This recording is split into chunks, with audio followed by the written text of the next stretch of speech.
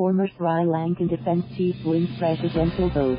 Colombo, Sri Lanka. Gotabaya Rajapaksa, a former defence official revered by Sri Lanka's ethnic majority for his role in ending a bloody civil war, but feared by minorities for his brutal approach, registered a comfortable victory on Sunday in the nation's presidential elections. Elections chief Mahinda Deshapriya announced the official results that Rajapaksa won more than 6.9 million votes in Saturday's election, 1.3 million votes more than his closest rival, Housing Minister Sajith Premadasa. Rajapaksa's percentage of the vote was 52.25%, well above the 50% plus one vote needed for victory. Premadasa conceded defeat to Rajapaksa, saying he would honor the decision of the people. Rajapaksa, the campaign front-runner and former defense secretary under his brother, ex-President Mahinda Rajapaksa, pledged to restore security to the Indian Ocean island nation still recovering from Islamic State-inspired attacks last Easter that killed 269 people. The results showcase deep ethnic and religious polarization in a country that has seen decades of conflict and bloodshed since independence from the British in 1948.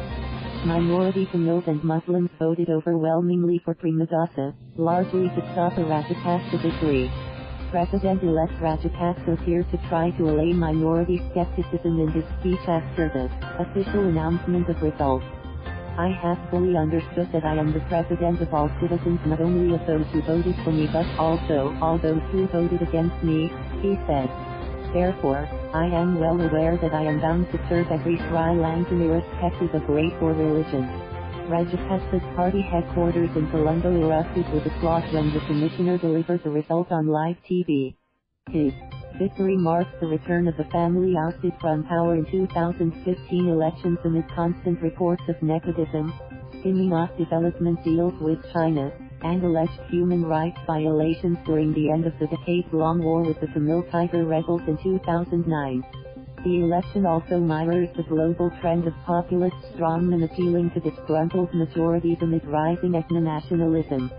Flanked by Buddhist monks at campaign events, Rajapaksa focused his message on Sri Lanka's majority Sinhala Buddhist population, who comprise about 70% of the island's citizens. The second largest group is ethnic Tamil Hindus at 12.6%, while 10% are Muslims and 8% are Christians.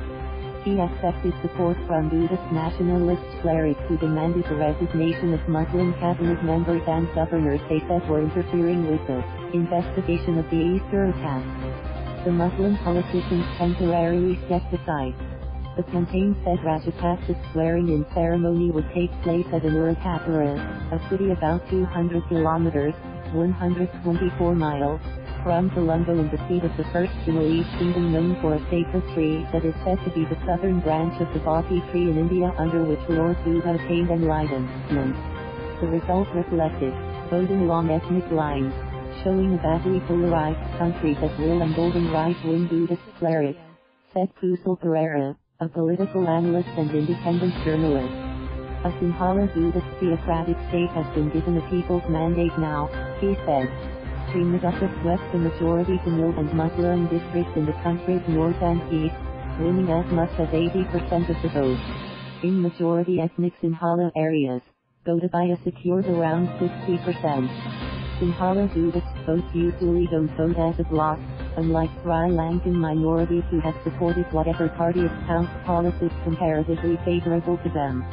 Rajapaksa's victory will also be a blow to the post-Civil War reconciliation process and truth-seeking on alleged wartime abuses by both government troops and the Tamil Tiger rebels. In the lead-up to the election, Rajapaksa said that he would not honor a United Nations human rights resolution to investigate alleged abuses. He has won the war, but Sri Lanka is yet to win the peace, and 10 years after, this is how the North and East react to the war victor, said M.A Sumanthiran, lawmaker and spokesman for Tamil National Alliance, the country's main Tamil party. Rajapaksa has also promised to release military personnel detained for running an abduction ring for money in the pretext of counter-terrorism, leading some to fear that the ethnic tensions that fueled the Tamil struggle for an independent state will only grow during his administration.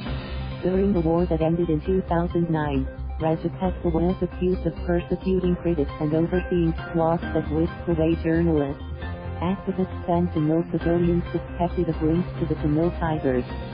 Some were tortured and released, while others simply disappeared.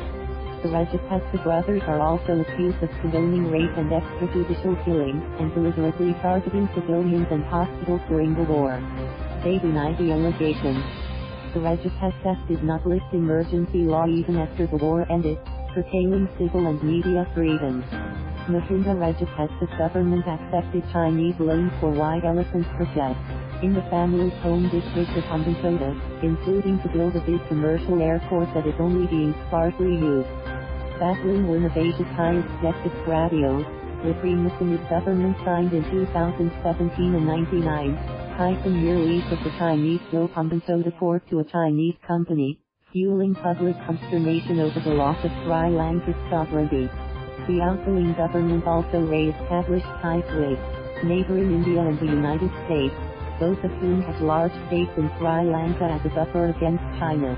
Even though the cabinet will not immediately dissolve once the president changes, Sri Lanka's Finance Minister Mahinda Deshapriya will on Sunday resign to allow Gotabaya Rajapaksa to appoint a new minister.